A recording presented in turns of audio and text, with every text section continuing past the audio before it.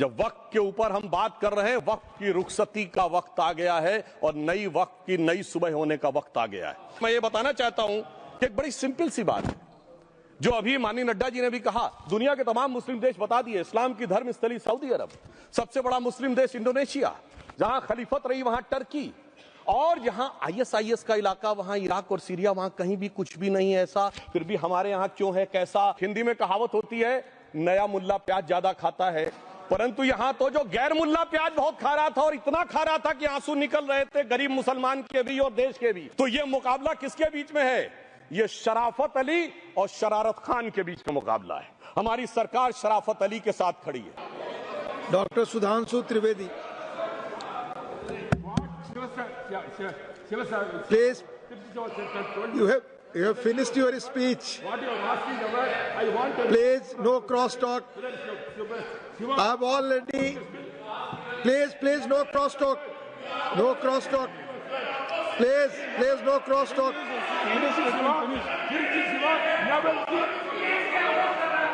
Dr. Thambi Durai ji, please, no cross talk. Nothing is going on record. You please take your seat. You please take your seat. Dr. Thambi Durai ji, please take your seat. Please take. Both of you, please take your seat. Don't speak like this. Please. Dr. Sudhanshu Trivedi ji, please. आप बोले। माननीय सभापति महोदय, आज इस पुराने वक्त की आखिरी रात में खड़े होकर इस नए वक्त के आगाज की नई सुबह के दिन मैं प्रधानमंत्री श्री नरेंद्र मोदी जी, हमारे अल्पसंख्यक मामलों के मंत्री किरण रिजिजू जी का मैं बहुत इस्तकबाल करता हूं। जब वक्त के ऊपर हम बात कर रहे हैं, वक्त की रुखसती का वक्त आ गया है और नई वक्त की नई सुबह होने का वक्त आ गया है। अगर हमें इस पे बात करनी है तो मुझे चार दृष्टि से बात करनी पड़ेगी। एक, इस बिल के तकनीकी प्रावधान जिस पे बहुत सारे लोग बहुत कुछ बोल चुके हैं। दूसरा है वक्त की अवधारणा, तीसरी है वक्त की राजनीति, और चौथा है वक्त की राजनीति के नाम पर होने वाली वह सांप्रदायिक बनाम सेकुलर की राजनीति।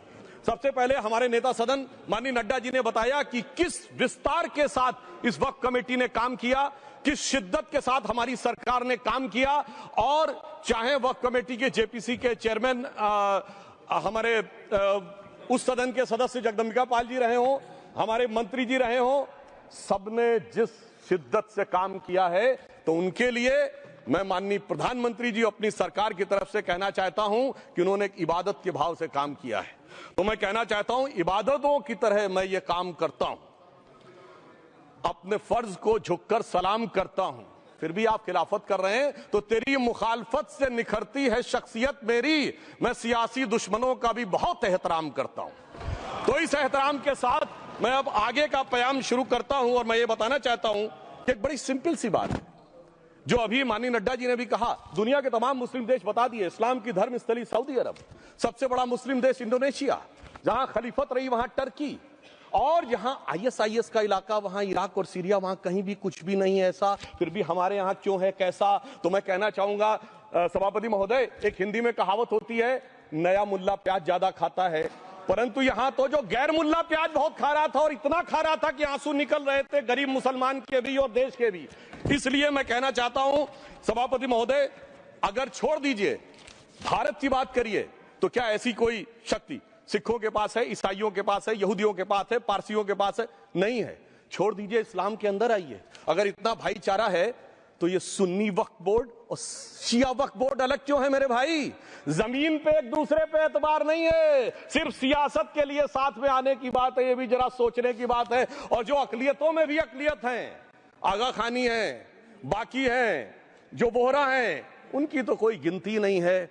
हमारी सरकार ने पहली बार मुस्लिम समाज के अंदर भी ईमानदारी से सबको समान प्रतिनिधित्व देते हुए एक नई सुबह के नए वक्त का आगाज किया है। इसके लिए मैं सरकार को बधाई देना चाहता हूं। और सिर्फ ऐसा ही नहीं है, मुस्लिम समाज के अनेक लोग इस प्रकार के नियमों से बहुत प्रभावित हुए और बहुत प्रताड़ित हुए, जिसके अनेक उदाहरण बहुत लोगों ने बताए होंगे। मोहम्मडन एजुकेशन सोसाइटी कोल्हापुर का केस है, ईदगाह मैदान हुबली का केस है, जिस पर सुप्रीम कोर्ट ने साफ साफ उसको हुबली धारवाड़ म्युनिसिपल कॉर्पोरेशन को वापस कर दिया।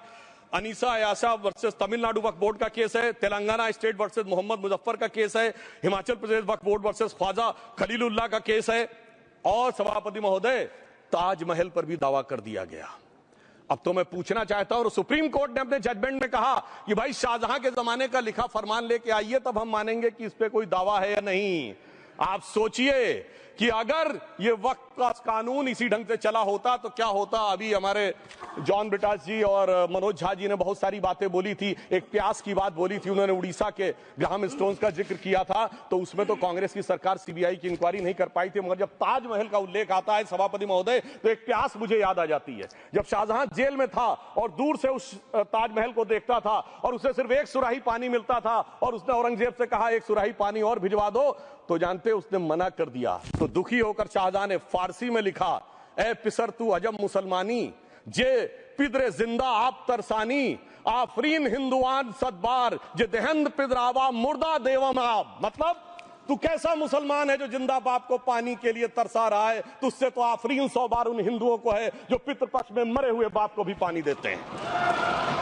और सभापति महोदय, मैं बताना चाहता हूं कि ये हमने ईमानदारी से मुस्लिम समाज के कल्याण के लिए बात की है, क्योंकि एक तरफ खड़ा हुआ है ईमानदार मुसलमान जो शराफत के साथ ईमान को गले से लगाए हुए हैं, और दूसरी तरफ कुछ चंद सरमाएदार हैं जो उस अमानत में खयानत करके शरारत के साथ उसके झंडा बरदार बनना चाहते हैं। तो ये मुकाबला किसके बीच में है? ये शराफत अली और शरारत खान के बीच का मुकाबला है। हमारी सरकार शराफत अली के साथ खड़ी है, हमारी गरीब मुस्लिम के साथ खड़ी है। ये गरीबों गुर्बत वाले गुर्बत अली और सरमाएदारे वाले गाजी खान के बीच का इलाका है। मगर मैं कहना चाहता हूं महोदय, एक बात मैं बहुत स्पष्ट रूप से कहना चाहूंगा, इन जरूरतमंद मुसलमानों की लड़ाई के लिए मैं कह सकता हूं कि ये गरीब मुसलमानों के दिल की कसक और कट्टरपंथी वोट के ठेकेदारों के मन की ठसक के बीच में हमारी सरकार ने उस कसक का साथ दिया है, जिसके लिए मैं मानता हूं गरीब और पसमानदा मुसलमान निश्चित रूप से उनका आभारी होगा। हाँ, मगर जब इसकी बात आती तो भी माननीय खड़गे जी भी बोल रहे थे, माननीय संजय सिंह जी भी बोल रहे थे, मनोज झा जी भी बोल रहे थे कि साहब आपके यहाँ वो कितने पुजारी हैं और कितने किस वर्ग के पुजारी हैं। तो मैं उनको बताना चाहता हूं, केवल अकेले जूना अखाड़े ने पिछले साल 71 SC ST लोगों को महामंडलेश्वर बनाया। अरे आपको हमारे सदन में बैठे हुए बाल योगी उमेश नाथ जी नहीं दिखते? वैसे तो कहा जाता है जात ना पूछो साधु की, मगर मैं बताना चाहता हूं विश्व हिंदू परिषद के 50,000 से अधिक पुजारी ट्राइबल्स में जो शेड्यूल कास्ट है जो काम कर रहे हैं। मगर मैं हद अदब से पूछना चाहता हूं, बताइए मुल्ला मौलवी मुफ्ती मुकर्रम बारी हाफिज में से कितने पसमंदा हैं? उसमें कितने जुल्हा अंसारी घोसी बताइए मिरासी कितने हैं? बाकी छोड़िए, पसंदला बोर्ड में है क्या? अरे वक्फ बोर्ड में है क्या? इसीलिए मैं कहता हूं खुद मियां फजीहत दूसरों को नसीहत। अगर ईमानदारी से बात करनी है तो उस पर आगे। मगर मैं एक बात और कहना चाहूंगा कि हमारी जो सरकार ने नाम दिया है, इसको उम्मीद नाम दिया है, और ये उम्मीद है किसके लिए? उस ईमानदार मुसलमान के लिए और देश के हर खास व आम के लिए ये उम्मीद है। मगर सभापति महोदय, कुछ लोग वो हैं जो उम्मा का ख्वाब पाले हुए थे। उम्मा शायद हमारे बहुत से लोग समझते हो ना समझते हो, पूरी एक एंटायर जो इस्लामिक खलीफत और राज होता है उसको उम्मा कहते हैं। उम्मीद वालों को तो उम्मीद की नई रोशनी दिख रही है, उम्मा वालों की उम्मीद पे पानी फिर रहा है। तो ये उम्मीद और उम्मा के बीच का भी मामला है। परंतु मैं ये भी कहना चाहूंगा सभापति महोदय, इसके बाद सिर्फ ऐसा ही नहीं था, प्रॉपर्टीज के ऊपर, तमाम सरकारी प्रॉपर्टीज पे जिसमें बहुत डिटेल में हमारे साथी लोग गए, मैं डिटेल में नहीं जाना चाहता। भोपाल का विषय है, हैदराबाद का विषय है, मुंबई का है, लखनऊ का है, पटना का है, बहुत प्रकार से है। माननीय लालू प्रसाद यादव जी का विषय जब बताया गया था तो बहुत ज्यादा हमारे मनोज झा जी बोल रहे थे, तो अब मैं उसके डिटेल में नहीं जाना चाहता हूं। सबने वो वीडियो देखा है। बस एक लाइन में उनके लिए कहना चाहूंगा, वो कुछ भी बोल रहे हैं, जिसे कहते हैं बिगड़ी बात बने नहीं, लाख करो किनकोए, रहीमन बिगड़े दूध को मथे न माखन होए। अब जो बोलना था वो बोल चुके, सबके सामने वो आ चुका। अब एक बात और है, दूसरे धर्म स्थलों के बारे में विषय आता है, तो मैं याद दिलाना चाहता हूं केरला के कैथोलिक चर्च ने 31 मार्च 2025 को जो लिखा, सिर्फ उसकी लास्ट की 2 लाइन बोलना चाहता हूं। We request the central government to get the amendment bill passed as early as possible so that the tears of thousands of suffering people in the place like Munambam can be wiped out only by a legal amendment that can provide a permanent solution to their suffering. We urge all the MPs from opposition party to support the bill so that the historic legislation can become unanimous. मगर सभापति महोदय, ये अल्पसंख्यकों की बात करने वाले जब अल्पसंख्यक की बात आती तराजू पे तौलते हैं, किसका वेट ज्यादा है, किसकी धमक ज्यादा है, किसकी खनक ज्यादा है, फिर तय करते हैं कि माइनॉरिटी के साथ आना है, किस माइनॉरिटी के साथ नहीं आना है। और मैं एक और बात कहना चाहता हूं, तमिलनाडु के तिरुचेरी मंदिर की बात आई, यमुनानगर में गुरुद्वारे की बात आई, केरल में क्रिश्चियन कम्युनिटी की जमीन की बात आई। बहुत सारे लोग प्लेसेस ऑफ वर्शिप के एक्ट की बात करते हैं, तो as per places of worship act Tamil Nadu का मंदिर का तो स्टेटस नहीं चेंज हो सकता भाई। 15 अगस्त 47 के बाद किसी प्लेस ऑफ वर्शिप का स्टेटस नहीं चेंज हो सकता, तो वक्फ बोर्ड को क्लेम फॉरफिट कर देना चाहिए, because it is in contrast to the places of worship act. परंतु अब सुनिए, यही गुरुद्वारे के बारे में भी होना चाहिए। मगर सभापति महोदय, चाहे वक्फ बोर्ड का एक्ट हो, चाहे प्लेसेस ऑफ वर्शिप एक्ट हो, एक ही को फायदा होना है, जिसे कहावत में कहते हैं खरबूजा छुरी पर गिरे या छुरी खरबूजे पे गिरे, आखिर में कटना भगवे रंग के खरबूजे को ही होता है। अब मैं यह भी बताना चाहता हूं कि इन संपत्तियों के द्वारा जो कुछ हुआ, उन्होंने इतनी चीजों को लिया है, इतनी चीजों को लिया है। एक पुराना उर्दू का शेर है कि मिटे नामियों के निशान कैसे कैसे, और ये जमीन खा गई आसमां कैसे कैसे। इस जमीन ने कैसे कैसे लोगों को अपने में समा लिया, इसकी तमाम तारीख गवाह है। अगर मैं इसमें बहुत डिटेल में जाऊंगा तो सदन का बहुत सारा वक्त जाएगा, परंतु मैं एक बात ये कहना चाहता हूं कि जब इतना ज्यादा आगे बढ़ गया तो फिर कोर्ट ने आगे इंटरवेंशन करना शुरू किया। मैं डिटेल में नहीं जाना चाहता हूं। अभी कार्तिकेय शर्मा जी ने बहुतों ने बोला सैयद फसल का case versus Union of Government, Allahabad High Court के केस को कहा, मगर Bashir versus State of West Bengal case में उन्होंने बहुत क्लियर कट कहा है कि waqf is not a religious denomination in accordance with Article 26 of the Constitution, so the matter relating to the restricting the economic, financial, political and other sectoral activities that may be associated with religious practice under Article 25(2)(a) of the Constitution can be regulated by the state. तो मुझे लगता है इसके बाद कोई किंतु परंतु का स्कोप नहीं रह जाना चाहिए। परंतु उसके बाद भी सभापति महोदय, जो कानून को न माने, जो कहे संविधान को नहीं मानेंगे, और जो ये कहे कि साहब अदालत के आदेश को भी नहीं मानेंगे, तो फिर इसका मतलब उसके मन में तो एक ऐसी बादशाही आ गई है। इसके लिए मुझे सभापति महोदय, वो पुरानी वाली फिल्म अगर लोगों को याद हो तो मुगले आजम का वो सीन याद आता है कि जब अकबर ने अनारकली को कैद कर लिया तो सलीम कहता है जब्त मैं करूं जिसकी की जमीन वीरान हो गई है, जब्त वो न करे जिनके सिर्फ शौक के बाद चाहत को ठेस पहुंची है। ये जिल्ले इलाही की बादशाही नहीं बल्कि खुदाई है। मैं कहना चाहता हूं जो संविधान को न माने, कानून का न माने, इसका मतलब वो अपनी खुदाई में जी रहा है।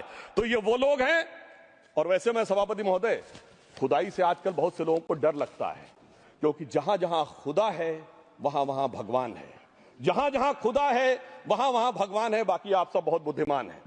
अब मैं ये भी बात कहना चाहता हूं, और वैसे आखिर में उस अनारकली को कैद से छुड़ाने के लिए सलीम का एक हिंदू साथी दुर्जन सिंह ही आया था। मैं कह सकता हूं कि वक्फ की इस मुकद्दस जमीन को अगर कैद करके रखा है तो उन चंद लोगों ने जिनके दिमाग आज भी उन चीजों में भरे हुए हैं कि कोई समझता हम तो किसी जमाने में हुक्मरान वक्त थे, कोई कहता हुजूर नवाब थे, कोई कहता बादशाह आलमगीर थे, कोई कहता है बादशाह गाजी जिंदा पीर थे। तो नदीमुल हक साहब ने जो बोला था ना, किसी के बाप का हिंदुस्तान थोड़ी है, बिल्कुल मैं कहना चाहता हूं जिन्होंने इस देश के लिए खून बहाया उनके बाप का हिंदुस्तान है, उस गरीब मुस्लिम कारीगर के बाप का हिंदुस्तान है। पर जो ये कहते हैं कि आगरे का लाल किला किसके बाप ने बनवाया, आगरे का किला किसके बाप ने बनवाया, दिल्ली का किला किसके बाप ने बनवाया, हैदराबाद का चार मीनार किसके बाप ने बनवाया, उसके बाप का ये हिंदुस्तान नहीं है।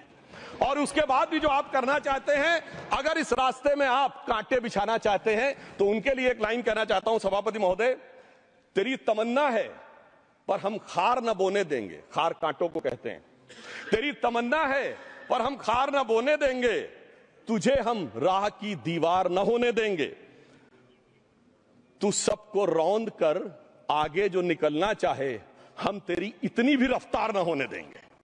और इसीलिए हमारी सरकार ने इस विषय के ऊपर एक सही और सटीक प्रयोग करने का प्रयास किया है। मैं दूसरी बात यह भी बताना चाहता हूं, हमारे डीएमके के तिरुचि शिवाजी ने अनायास अकारण ये बात बोली थी कि उस समय जब जिन्ना का उल्लेख करते हुए उन्होंने कहा कि पार्टीशन के समय, तो मैं उनके सुलभ संज्ञान के लिए बता देता हूं, 1946 की कॉन्स्टिट्यूएंट असेंबली में मद्रास प्रेसिडेंसी में 30 आउट ऑफ 30 सीट जो थी वो मुस्लिम लीग ने जीती थी विद 95% ऑफ वोट्स, और एक भी मुस्लिम वहां के बाद बाहर नहीं गया। इसलिए मैं ईमानदारी से कहना चाहता हूं, फैक्ट को समझिए। और जो मद्रास प्रेसिडेंसी के मुस्लिम लीग के अध्यक्ष थे और पीजे पोकर साहब बहादुर और मोहम्मद इस्माइल वही बाद में इंडियन यूनियन मुस्लिम लीग के अध्यक्ष बने और उन्होंने 28 अगस्त 1947 को सेपरेट स्टेट मांगे, जो कोई जाके कॉन्स्टिट्यूएंट असेंबली की डिबेट में पार्लियामेंट किया। आप वेबसाइट पे पेज नंबर 270 पे जाके पढ़ लीजिएगा। सरदार पटेल ने बड़े गुस्से में इस बात को कहा, अब जो हो गया सो हो गया, एक रात में दिल नहीं बदल गया, मगर अब देश के लिए कैसे आगे बढ़ना है उसके लिए ईमानदारी से आगे आओ। और खैर मैं अंबेडकर जी और पटेल जी के बहुत सारे वो कोट कर सकता हूं, सारी बातों को छोड़िए, मगर अफसोस की बात यह है सर कि अभी मनोज झा जी ने बोला था हम में से कोई शक है, कोई हूण है और ये करिए। अरे भैया जमाने चले गए, अब जेनेटिक सीक्वेंसिंग का जमाना आ गया है और जेनेटिक सीक्वेंसिंग ने क्या प्रूव किया है। दुनिया के सबसे बड़े मुस्लिम देश इंडोनेशिया के राष्ट्रपति आए थे और राष्ट्रपति भवन में उन्होंने डिनर के दौरान कहा कि few weeks back I got my genetic sequencing done and I was told that I am an Indian GDNA. अरे साहब कहां गुलामी की मानसिकता में पड़े हुए हैं सभापति महोदय। और यहां गुलामी की मानसिकता इस कदर पैबस्त है लोगों के दिमागों में। किसी सदन के एक सदस्य यहां विराजमान है, वो उस समय महाराणा सांगा का उल्लेख कर दिए। मैं ईमानदारी से कहता हूं एक भी इंडियन सोर्स में इसका उल्लेख नहीं है, सारे के सारे फॉरेनर्स और लुटेरों के सोर्स में उल्लेख है। इसीलिए मैं कहता हूं ये गुलामी के जिन्होंने गुलाम बनाया उनके सोर्सेस पे यकीन न करिए। और वैसे थोड़ा सा आउट ऑफ कॉन्टेक्स्ट हो तो ये भी बोल दूं, हमारे सदन के बहुत सदस्यों को नहीं पता होगा, अलेक्जेंडर के आक्रमण का किसी भारतीय सोर्स में कोई उल्लेख नहीं है, पोरस नाम के किसी राजा का उल्लेख नहीं है, सिर्फ और सिर्फ ग्रीक में है। इसलिए गुलामी की मानसिकता से बाहर निकलिए, तब इन चीजों को आप सही ढंग से समझने में सफल होंगे। मेरा अब यह भी अनुरोध अपने सदस्यों के साथ है। वक्त की अवधारणा के बारे में बहुत कुछ बोला जा चुका है कि ये ओरिजिनली कहां से आया, पर मैं इतना कहना चाहूंगा सबसे पहले वक्त का उल्लेख आता है जब ससनिड एम्पायर को खलीफा उमर ने कैप्चर किया तो आज का जो सदन इराक है उसके इलाके को उन्होंने वक्फ डिक्लेयर किया और वो स्टेट के द्वारा कंट्रोल होता था। स्टेट के बारे में माननीय नड्डा जी ने अभी बताया कि बड़े बड़े देशों में किस ढंग से होता था। सर सैयद अहमद खान ने भी वक्फ को मूल इस्लाम का हिस्सा न मानते हुए इसके लिए मुजार शब्द कहा है जो शरिया के अंतर्गत आता है और इसी के लिए उन्होंने फतवा आलमगीरी को भी कोट किया था। और इसीलिए 1894 की जो प्रिवी काउंसिल का जजमेंट जो आया था वो वक्फ अल औलाद के खिलाफ आया था। मगर सभापति महोदय 1906 में कलकत्ता कांग्रेस अधिवेशन में कांग्रेस ने प्रस्ताव पारित किया कि प्रिवी काउंसिल के जजमेंट में कुछ गलती है, इसे बदलना चाहिए। क्योंकि 1904 में जिन्ना कांग्रेस को ज्वाइन कर चुके थे, इसलिए मैं कहना चाहता हूं फिर 1913 में वो जजमेंट बदला कि हमारे सदन के बहुत से सदस्यों ने इस सदन और दूसरे सदन में बोला है। मैं एक सेंटेंस बोलता हूं, लगेगा जैसे वही लोग बोल रहे हैं। वर्ड ये है, कोट है, since the bill was introduce to administer the Muslim law for मुसलमान so the question of public policy does not arise. लगता है जैसे हमारे कुछ सदस्यों में बोल रहा हूं। सर ये मोहम्मद अली जिन्ना ने अप्रैल 1913 में he is use this word while moving the report of the select committee to the imperial legislative council. Sir 1913 से 2013 तक भाषा ही नहीं बदली और आज भी भाषा नहीं बदल रही है। हमें ईमानदारी से, और उस समय यूपी और बंगाल ने उसका विरोध किया था, आज यूपी और बंगाल के लोग किस तरीके से साथ में है वो पूरी तरीके से दिखाई पड़ता है। इसलिए हम ये कहना चाहते हैं, हाँ एक प्रश्न बहुत उठाया जाता है कि केवल मुस्लिम ही वक्फ को क्यों दान दे सकता, ऐसा वक्फ बोर्ड में क्यों संशोधन किया गया। मैं ईमानदारी से कहना चाहता हूं, ऐसा नहीं कि मैं इस्लामिक मामलों का बहुत बड़ा आलिम फाजिल जानकार हूं, मगर इस्लाम में बहुत साफ मान्यता है कि जो गैर मुस्लिम है उसकी इबादत अल्लाह कबूल नहीं कर सकते, उसकी दुआ कबूल नहीं होगी तो दान कैसे कबूल होगा। साहब हम इस्लामिक भावना का सम्मान कर रहे हैं। हमारे अल्पसंख्यक मंत्री गए थे तो वो मदीना में एक डेफिनेट लेवल तक जा सकते, उसके आगे नहीं जा सकते। अगर इबादत की इजाजत नहीं है तो साथ जायदाद की इजाजत कैसे हो सकती है। मुस्लिम भावना का सम्मान है, और अगर है तो कोई मुल्ला मौलवी मुफ्ती मुकर्रम बारी आज आके बता दे कि कबूल हो सकती है दुआ, तो हम दान भी कबूल करने के लिए तैयार हैं। और तो और छोड़िए साहब, जब आप कहते हैं कि हर चीज हलाल होनी चाहिए, तो साहब हलाल करने की प्रक्रिया नहीं, हलाल करने वाला भी मुस्लिम होना चाहिए, तब वो हलाल होता था। तो मैं पूछना चाहता हूं साहब, काटने के लिए तो हलाल होने के लिए मुस्लिम जरूरी है और बांटने के लिए बगैर मुस्लिम के भी हलाल होगा, ऐसा तो नहीं हो सकता। तो जो हमारी सरकार ने किया है वो मुस्लिम भावना के सम्मान के लिए किया है। और जहां तक मैं कहना चाहूंगा, हिंदू समाज के बारे में बात करते हैं, हमारे यहां कोई प्रॉब्लम नहीं है। हमारे यहां कोई ऐसा नहीं कि हज पे कोई गैर मुस्लिम नहीं जा सकता। हमारे देखिए कुंभ में 50 लाख विदेशी आए थे और किसी से नहीं कहा या कन्वर्ट हो जाओ। इसलिए मैं कहना चाहता हूं, हिंदुइज्म की धारणा और बाकी धारणा का जो तुलना करने का प्रयास करते हैं वो बहुत उचित नहीं है। मगर सभापति महोदय, इस वक्त ने कई अद्भुत नजारे दिखाए। इस्लाम में जो काफिर से ज्यादा मुशरिक और शिर्क को बुरा माना गया, नहीं जो भगवान को माने ही नहीं। यहां देखिए वो लेफ्ट के लोग जो कहते धर्म एक अफीम है, वो आज खुदाई खिदमतगार बन के खड़े हो गए। सोचिए कैसा बदलाव आया है। और सर मुझे एक और चीज नजर आती है, एक पुराना गीत था, वक्त ने किया क्या हसी सितम। तो आज मैं कहना चाहूंगा वक्त ने किया क्या हसी सितम कि मुस्लिम लीग और शिवसेना मिलके हो गए हम। और मैं कहना चाहता हूं ये मुस्लिम लीग वो है जिसने सेपरेट इलेक्टोरेट की मांग की थी और इस शिवसेना के उबाटा के हमारे इस सदन के एक सदस्य हैं।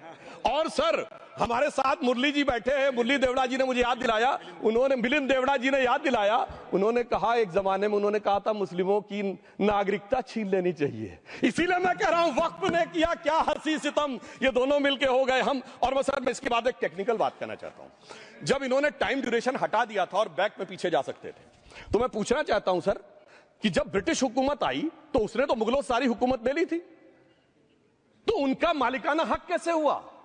सर 1707 के बाद तो इस्लामी हुकूमत दिल्ली से खत्म हो गई थी।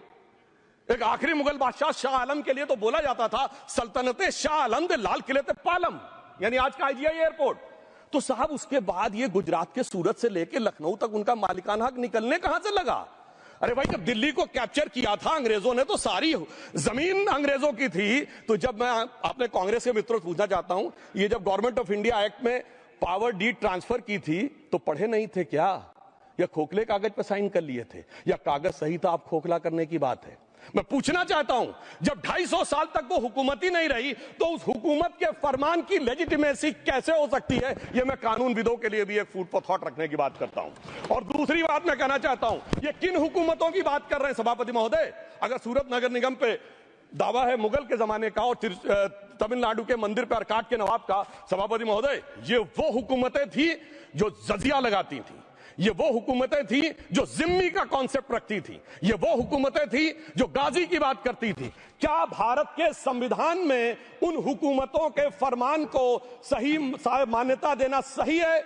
बिल्कुल गलत है। मैं कहता हूं बाबा साहब अंबेडकर के संविधान में यदि आप ऐसी हुकूमतों के फरमान को रखने की कोशिश करते हैं तो this is fraud on constitution. और हमारी सरकार ने अगर बैकडेट से वो बंद किया है तो उस फ्रॉड को रोकने की पूरी व्यवस्था की है। और यहां पर मैं ये भी कहना चाहता हूं सभापति महोदय, जमींदारी उन्मूलन 1948 में हो गया, मगर ये बाद में जमींदार कैसे क्रिएट हो गए? हमने बचपन में विनोबा भावे, हम लोग के जन्म से बहुत पहले की बात है, विनोबा भावे जी के भूदान आंदोलन की बात सुनी थी, जिसमें जमींदारों से पैसा लेके जमीन लेके गरीबों को दी जाती थी। पर सभापति महोदय कभी आपने सुना कि गरीबों की जमीन जमींदारों को मिल जाए? वो 2013 के बोर्ड ने वो व्यवस्था कर रखी थी, यानी वो भूदान आंदोलन था गांधी जी के शिष्य विनोबा जी का। तो आज के गांधियों के नेतृत्व में भू हड़प आंदोलन शुरू हो गया। अगर वो भूदान आंदोलन था तो ये भू हड़प आंदोलन था। इसलिए मैं एक और बात भी कहना चाहूंगा सभापति महोदय कि जिन हुकूमतों के फरमान की बात की जाती है, एक और फैक्ट है, इसको कोई अन्यथा न ले, जितने मुस्लिम बादशाह अलाउद्दीन खिलजी के बाद उन्होंने बगदाद की खलीफा का खुतबा पढ़ा है, that is a foreign rule, it's on record. कैसे उसको भारत सरकार मान्यता दे सकती है? इसलिए मैं कहना चाहता हूं जरा सा गौर से देखेंगे तो हकीकत आपके सामने आ जाएगी। और क्या कभी किसी ने कल्पना की, किसी क्रिश्चियन ने तो नहीं कहा कि इंडिया गेट हमारा है, गेटवे ऑफ इंडिया हमारा है, और चर्च नहीं सही फिर भी चर्च गेट हमारा है? तो फिर यह केवल किसी एक के दिमाग में क्यों आती है? हमने जो इवैक्यू एक्ट के तहत दे दिया था पाकिस्तान के गए लोगों को, क्या हमारे जो सिख और हिंदू भाई आए थे उनकी जमीनें मिली? अरे महाराजा रणजीत सिंह की राजधानी लाहौर थी और काबुल तक था राज, तो क्या उन्होंने जमीनें नहीं दान दी होगी गुरुद्वारे और मंदिरों को? वो मिली? अरे वो तो छोड़िए, ननकाना साहब और करतारपुर साहब तक नहीं मिला था। इससे दिखाई पड़ता है कि कितनी एक तरफा हम लोगों ने कोई निगोशिएट ही नहीं किया और उसे करने की बात कही थी। इसलिए मैं कह सकता हूं सर, अब हमारी सरकार ने जो संशोधन किए हैं, अब यह मजहबी हुकूमत के फरमान से नहीं, बाबा साहब अंबेडकर के संविधान से चलने वाला है। अब मैं अंत में उस विषय के ऊपर आता हूं जिसे सांप्रदायिक राजनीति बनाम सेकुलर राजनीति इसके ऊपर कहा जाता है। सभापति महोदय मैं बताना चाहता हूं कि जब आजादी मिली उसके बाद क्या किसी ने डिमांड किया था कि हमें वक्फ बोर्ड चाहिए? नहीं किया था। फिर क्यों 54 में दिया गया? किसी मुस्लिम ने डिमांड किया क्या कि मदरसे चाहिए? फिर क्यों दिया गया? मुस्लिम समाज तो राष्ट्र की मुख्य धारा में आने को तैयार था, इसीलिए यूसुफ खान, दिलीप कुमार के नाम से आने में उन्हें कोई प्रॉब्लम नहीं थी। महजबीन बानो को मीना कुमारी के रूप में आने में प्रॉब्लम नहीं थी। मुमताज बेगम को मधुबाला बन के आने में प्रॉब्लम नहीं थी। हामिद अली को अजीत के रूप में आने प्रॉब्लम नहीं थी। मगर और मैं यह भी बताना चाहता हूं, मुस्लिम समाज में बहुत बड़ा तबका उस समय इस बात को सोच रहा था, और अभी कपिल सिब्बल साहब बोले, ये उस चीज के वकील नहीं, इन्हें पता होना चाहिए, पता होगा कि सुन्नी सेंट्रल वक्फ बोर्ड राम मंदिर में 1961 में मुद्दई बना है, 12 साल के बाद, क्योंकि के मोहम्मद ने लिखा है कि एक बहुत बड़ा तबका था जो ये मानता था कि हमें इस चक्कर में नहीं पड़ना चाहिए। मगर अफसोस कि वही लेफ्टिस्टों सेक्युलरिस्टों ने उनको समझाकर इस मुकाम तक लाकर खड़ा कर लिया। अब यहां मैं एक और बात कहना चाहूं, खैर छोड़िए उन सरकारों ने बाद में क्या दिया, मगर उसके बाद सुनिए, इंदिरा जी के जमाने में मुस्लिम पर्सनल लॉ बोर्ड आया, तो राजीव जी के जमाने में शाबानो केस आया, तो नरसिम्हा राव के जमाने में 95 का एक्ट आया, तो मनमोहन सिंह जी के जमाने में 2013 का एक्ट आया, मगर इलाज नहीं निकला। तो इसे एक शेर में कहूंगा कि मरीजे सेकुलर इश्क पर लानत खुदा की, मर्ज बढ़ता गया जो दवा की। अब मैं सभापति महोदय एक और बात कहना चाहता हूं, शुरू के 20-25 साल में मुस्लिम समाज के बारे में मैं कहना चाहता हूं, आज जब आजादी मिली तो मुस्लिम समाज के प्रतीक कौन थे? उस्ताद बिस्मिल्लाह खां, उस्ताद फरीदुद्दीन डागर, उस्ताद बड़े गुलाम अली, उस्ताद जाकिर हुसैन, जिनकी अभी कुछ दिन पहले डेथ हुई, बड़े बड़े नगमा निवार, हसरत जयपुरी, मजरूर सुल्तानपुरी, साहिर लुधियानवी, कैफी आजमी, जोश मलियाबादी, जिगर मुरादाबादी। अब सर क्या हो गया? तब मुस्लिम समाज इन अदब के शाहकारों के साथ जोड़ा जाता था। आज मुस्लिम समाज का नेतृत्व किन लोगों के साथ जोड़ता है? इशरत जहां, याकूब मेनन, मुख्तार अंसारी, अतीक अहमद, दाऊद इब्राहिम, कौन जोड़ रहा है ये? तब से सर, जब से ये सेकुलर हो गया देश 1976 से, और सेकुलर सियासत शुरू हुई, उसने ले जाकर इनको इस मुकाम तक पहुंचाया। और इस वक्फ बोर्ड के बिल में भी जो बात कही जा रही है, सर मुस्लिम समाज को यह समझाया गया कि तुम्हें बीजेपी वालों को तुमसे बड़ी अदावत है, और कहा गया इनको बड़ी मोहब्बत है।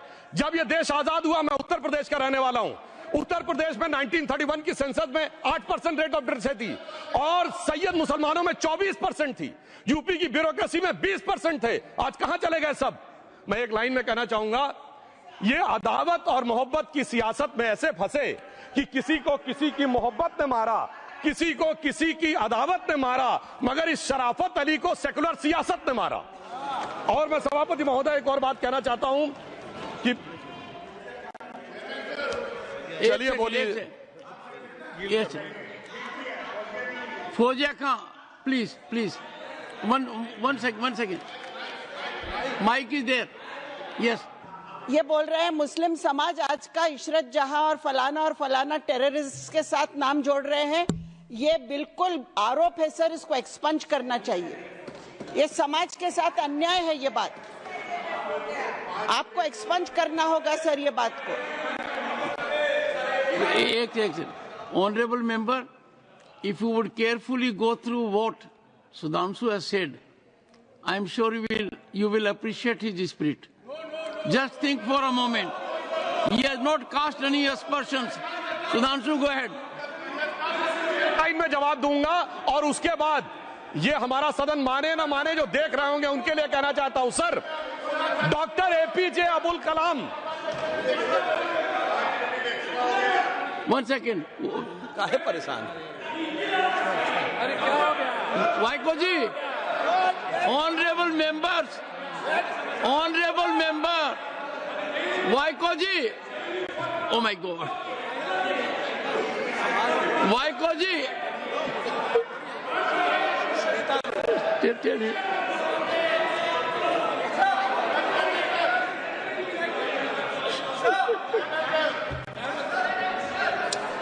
ऑनरेबल एसएम को जी हिंदी समझ रहे हैं।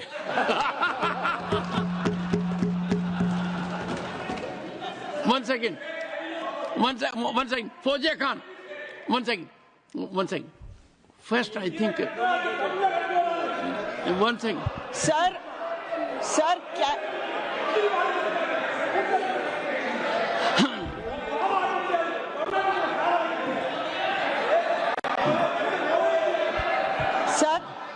community cannot be stigmatized. Yes, sir. An entire community cannot be branded like this. Fauziya Khan ji, I'll come to you. I'll give you the opportunity. Honorable Finance Minister. But one line is said. One line. No, please. He might be very emotional, sir. But that one line he said is objectionable. and I will seek your indulgence to remove it. He said, Tamil Nadu kaal vai paakren. You enter Tamil Nadu, I'll see you. No good. No good. இல்ல தப்பது தப்பு அப்படி சொல்லக்கூடாது. நீங்க அப்படி பேசுறது தப்பு. நீங்க அப்படி பேசுறது ரொம்பவே தப்பு. இந்த நாட்டுல யார் வேணாலும் எங்க வேணாலும் கால் வைப்போம். யாருக்கும் அதிகாரம் இல்ல ஒரு உயிர் மேல. Honorable Finance Minister. So sir, this is atrocious. You set foot in Tamil Nadu and take care. What is that language? We have a Home Minister after a long time who has brought about changes unthinkable. What he said, you can be fully assured. Yes, Honorable Home Minister. Yes, Jairam ji. Minister, please. If the Honorable Finance Minister has found a statement objectionable, Jairam ji, the statement of the Honorable Member stigmatizing a whole community is objectionable. Oh. And what is worse? And what is worse is the chairman lending respectability to that view. Oh my. That is even worse. Honorable that is even worse. मान्यवर, सुधांशु जी ने मुसलमानों के लिए कुछ नहीं किया है, India alliance के लिए किया है. अब मैं एक एक कर कर बता देता हूं. अरे सुनो ना भाई, आप सुनो तो. अरे दिग्विजय सिंह सुनिए, मैं खड़ा हूं ना अपने पैर पर. मान्यवर, सुधांशु जी ने कहा इशरत जहान, यही एनसीपी पार्टी ने इशरत जहान के घर पर जाकर रुपयों का इनाम भी दिया था और उसको शहीद बताया था. दूसरा कहा अतीक अहमद किस पार्टी से थे? इंडिया अलायंस की. दूसरा कहा अंसारी किस पार्टी से? कांग्रेस और इंडिया अलायंस के. ये सारे नाम आपके साथ जुड़े हैं भाई. उल्टा उन्होंने तो मुसलमान कम्युनिटी से तो ढेर सारे शायरों का नाम दिया जिन्होंने साहित्य की सेवा की और ढेर सारे साहित्य की रचना की. मन Sudhanshu, he is not yielding now. सबसे पहले मैं तमिलनाडु का जवाब देना चाहता हूं. Yes. सभापति महोदय, तमिलनाडु से ही डॉक्टर एपीजे अब्दुल कलाम थे और मैं सारे सदन से कहना चाहूंगा, डॉक्टर कलाम का नमाजे जनाजा और याकूब मेनन का नमाजे जनाजा एक ही दिन हुआ. कितने लोग याकूब मेनन के नमाजे जनाजा में गए और कितने डॉक्टर कलाम के नमाजे जनाजा में गए? डॉक्टर कलाम मेमोरियल पे कितने लोगों की फोटो है? दिखाएं मुझे, सोशल मीडिया पे पोस्ट की हो. मगर अफजल हालात का मारा था आपके एक मंत्री का ऑफिशियल ट्वीट है, वही सदन के सदस्य नहीं तो मैं नहीं बोल रहा हूं. याकूब मेनन की जुडिशियल किलिंग हुई आपके एक नेता का, मिनिस्टर का ऑफिशियल ट्वीट है, सदन के सदस्य नहीं है इसलिए नहीं बोल रहा हूं. और सर 26/11 आरएसएस ने कराया, सदन के सदस्य बैठे हुए हैं. हाफिज साहब और सुनिए, जाकिर नाइक शांति का मसीहा सदन में सदस्य बैठे हुए हैं. सर किसने जोड़ा? मैं नहीं कह रहा हूं जोड़ा, हमने किससे जोड़ा मैं बताना चाहता हूं. मैं अपनी बात, सर मैंने नाम किसी का नहीं लिया. सर आपने उड़ता तीर क्यों पकड़ लिया? सर मैंने नाम नहीं लिया, उड़ता तीर क्यों पकड़ लिया? सर मैं पूरी बात कर लूं. सर मैं कहना चाहता हूं, हमारी सोच मुस्लिमों के बारे में और इनकी सोच में क्या अंतर है. देखिए, जिन लोगों ने मुस्लिम हिस्ट्री नहीं पढ़ी उन्हें मैं बताना चाहता हूं. एक दो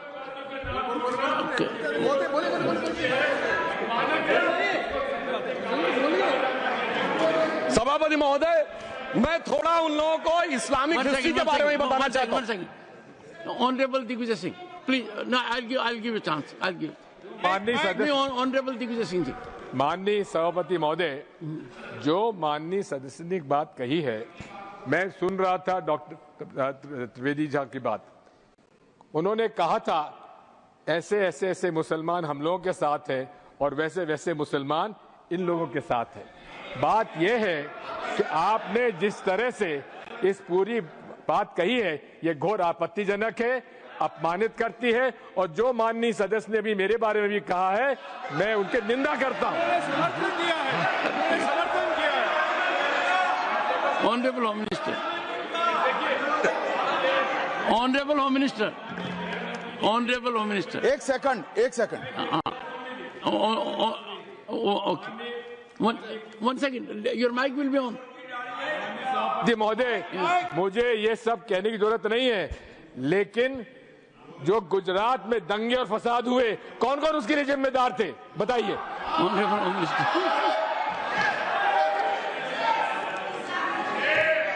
मान्यवर, मैं ध्यान से बारीकी से पूरे संवाद को सुन रहा हूं। माननीय सदस्य सुधांशु जी ने दिग्विजय सिंह का नाम नहीं दिया। अब वो खड़े होकर कहे मेरे बारे में कहा, इससे साबित हो गए। और अभी भी मौका है, आपने नहीं कहा है कि 26/11 के हमले में आरएसएस का हाथ था, तो अभी खड़े होकर माइक चालू कराकर बुलवा दीजिए। माननीय, और आपत्तिजनक बात है, मैंने ये बात कभी नहीं कही है, ये आप लोगों का प्रचार है। मेरी आपत्ति इस बात की थी कि सभी माननीय सदस्य ने और बात कही है कि अब हमारे तरफ ऐसे ऐसे मुसलमान थे और वैसे वैसे मुसलमान हम लोग की तरफ थे। ये पूरे समाज के साथ, पूरे अल्पसंख्यक समाज के साथ अपमानजनक बात है। और माननीय सभापति महोदय, आप बताइए, माननीय गृह मंत्री जी, आप वहां पर जब गृह मंत्री थे, जब दंगे हुए थे, तो आप लोगों का क्या रोल था, ये जन जाए करे। होम मिनिस्टर, इनको मेरा हुआ ऐसा है कि मैं ही दिखाई पड़ता हूं। आपकी सुनिए, अब सुनिए ना दिग्विजय सिंह, सुनिए, 1 मिनट सुनिए। दंगे शांत होने के बाद 18 महीने के बाद मैं गृह मंत्री बना। दंगा हुआ तब मैं गृह मंत्री नहीं था। सुधांशु त्रिवेदी संदर्भ में किसी का नाम नहीं लिया। अजीज बर्नी की किताब थी 2611 एंड आरएसएस कॉन्स्पिरेसी, कोई जाके चेक कर ले उसमें कौन कौन कहां था। अब मैं मुसलमानों के बारे में कहना चाहता हूं, मुस्लिम समाज के लिए। बहुत से लोग ऐसे हैं जिनको मुस्लिम समाज की हिस्ट्री नहीं पता है। मैं बताना चाहता हूं, भारत से जब न्यूमेरिक सिस्टम सबसे पहले गया तो अल जहार थे सबसे पहले, जिन्होंने जाके 1793 में जो सूर्य सिद्धांत था उसका अरबी में ट्रांसलेशन हुआ सिंध हिंद। और हम बता रहे हैं हम किस तरह के मुस्लिम को साथ रखते हैं। डॉक्टर कलाम से बड़ा आलिम इस्लाम में साइंसदान नहीं हुआ, और आरिफ मोहम्मद खान साहब जो बिहार के गवर्नर हैं, उनसे बड़ा आलिम फाजिल मुसलमान आज सियासी जमात में तो नहीं होगा, ये मैं दावे के साथ कह सकता हूं। मगर मैं बताना चाहता हूं सर, उसके बाद उन्होंने एक किताब लिखी, एक सर 10th सेंचुरी के मुस्लिम राइटर थे जिन्होंने किताब लिखी, उसका नाम था the compendious book of balancing and completion according to Hindu calculation, जिसको शॉर्ट में अल जब्र कहा गया, और वहां से अलजबरा निकला। और सर उसके बाद अल ख्वारिज्म आया।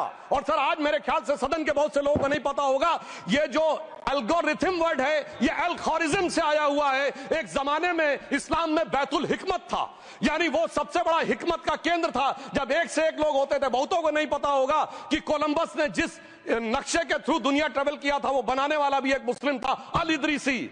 मगर सर एल्गोरिथम आज ऐसा बदला कि एआई के एज में दलगत भावना से ऊपर उठकर औरंगजेब के साथ खड़े हो गए।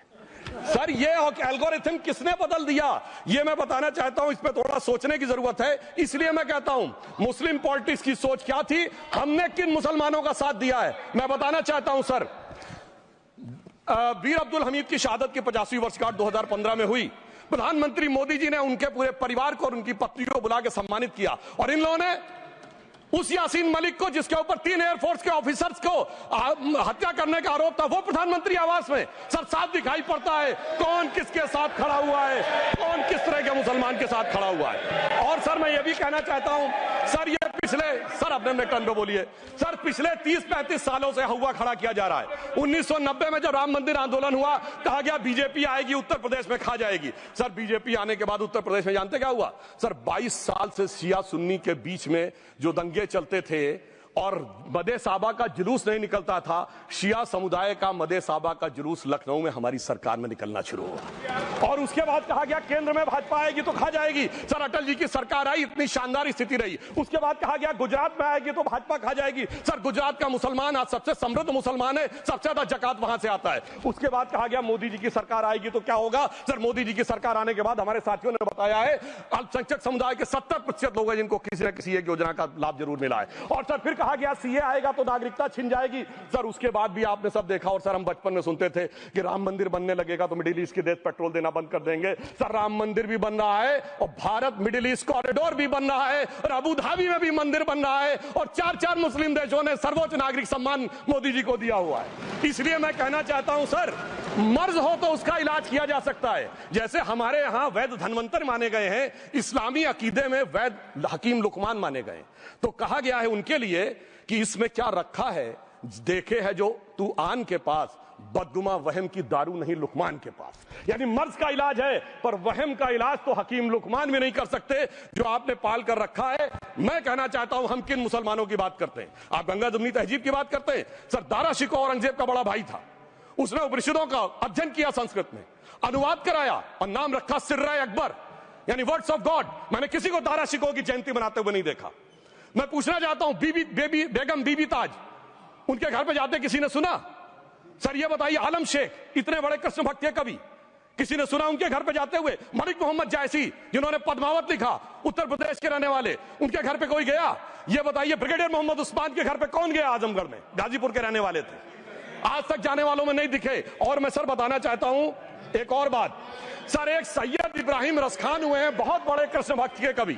सर जिन्होंने क्या लिखा, उन्होंने कहा मेरा अगला जन्म हो तो भी मैं कृष्ण भक्ति बनना चाहूंगा, मनुष्य बनूं तो ग्वाल बाले के रूप में और पशु बनूं तो गाय के रूप में। उन्होंने कहा मानुस हो तो वही रसखान, बसों ब्रज गोकुल गांव के ग्वारन, जो पशु हो तो कहा बस मेरो चरो नित नंद की धेनु मजारन।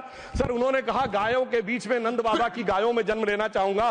मगर सर आज एक ऐसे नेता आए हैं इस देश में जिनको गायों से बदबू आने लगी है, तो उनके लिए मुझे मेरे मन में भाव आता है सर कि श्री रामचंद्र कह गए सिया से, ऐसा कलयुग आएगा गोपालक श्री यदुवर कुल में एक ऐसा नेता आएगा जिसे बकरे कटने में खुशबू मिलेगी, गौ माता में बदबू पाएगा। रामचंद्र कह गए सिया से, कैसा कलयुग आएगा। अब सर मैं एक और बात भी कहना चाहता हूं, हम किनको मानते हैं? सर नजीर अकबराबादी को सुनिए, कृष्ण भक्त के लिए क्या कहा। सर मैं एक बोलना चाहता हूं, बुल्ले शाह ने क्या कहा? बुल्ले शाह ने कहा, अभी होली गुजरी है, उसने कहा था आज होली खेलूंगी मैं, कर बिस्मिल्लाह। उन्होंने आगे कहा अलस्तु बिरबिकुम, प्रीतम बोले, सब सखियों ने घूंघट खोले, नाम नबी की रतन चढ़ी, सुनिएगा, नाम नबी की रतन चढ़ी और बूंद पड़ी अल्लाह अल्लाह, आज होली खेलूंगी मैं, कर बिस्मिल्लाह। तो मैं भी कहता हूं अब बिस्मिल्लाह करिए और उसके बाद हमारे इस सहयोग करिए, इस सकारात्मक उसका, वरना अल्हम्दुलिल्लाह जो हम मुसलमानों के लिए और देश के लिए करना चाहते हैं उसमें हमें सफलता जरूर मिलेगी। अंत में मैं सिर्फ ये कहना चाहता हूं सर, तमाम प्रकार की बातें यहां पर हुई, सकारात्मक और नकारात्मक, मगर अफसोस की बात यह है कि 1913 के वक्फ वाल औलाद से लेके 2013 के वक्फ वाल औलाद तक इनकी फितरत नहीं बढ़ती, क्योंकि सर ये तो पार्टियां ही अल औलाद है, तो इनको तो उससे बहुत ज्यादा वो होगी। पर मैं सिर्फ अंत में कहना चाहता हूं सर, अपनी सोच बदलिए। आप जिस कश्ती पे सवार होकर इस दरिया को पार करने की कोशिश कर रहे हैं, पिछले 75 साल में नहीं कर पा रहे हैं, 10-12 साल में बहुत हिचकोले खा रहे हैं, तो कश्ती और रास्ता बदलिए। तो इनके लिए अंत में एक पंक्ति कहते हुए बात समाप्त करना चाहूंगा, इन्होंने कश्ती भी नहीं बदली, दरिया भी नहीं बदला, पर इन डूबने वालों का जज्बा भी नहीं बदला, पर है शौक के सफर ऐसा, एक उम्र हुई हमने, मंजिल भी नहीं पाई, रास्ता भी नहीं बदला। अब अगर नई मंजिल पानी है, नई मंजिल की नई सुबह देखनी है, तो मैं कहना चाहता हूं आइए सबको साथ लेकर चलिए। और एक ऐसा वक्त आया है जब मैं जो हमारे किरण रिजिजू जी ने कहा था कि मैंने शम्मा जलाई हवाओं के खिलाफ, तो मैं प्रधानमंत्री मोदी जी की तरफ से कहता हूं कि हमें इल्जाम मत दीजिए, बहुत अफसोस होता है, हमें इल्जाम मत दीजिए, बहुत अफसोस होता है। बड़ी तरकीब से कश्ती यहां तक लेके आए हैं और बदल देते हैं हम दरिया की लहरें अपनी हिम्मत से, आंधियों में भी अक्सर चिराग हमने जलाए हैं। धन्यवाद।